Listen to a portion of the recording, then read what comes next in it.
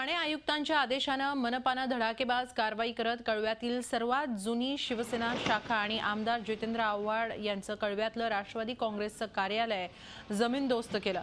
याचबरोबर इतरही अनेक बांधकामं पाडण्यात आली, तर दुसरीकडे येऊरमध्येही 4 बंगले जमीनदोस्त करण्यात आले। कळवा इथं झालेल्या धडक कारवाईत कळवा चौक, कळवा स्टेशनकडे जाणारा रस्ता, कळवा चौक ते मनीषानगर, सह्याद्री सोसायटी, ठाणे बेलापूर रोड या परिसरातील 11 आरसीसी बांधकामं, 25 पक्के गाळे, 54 कच्चे बांधकाम असलेले गाळे, 30 शेड्स जमीनदोस्त करण्यात आल्या।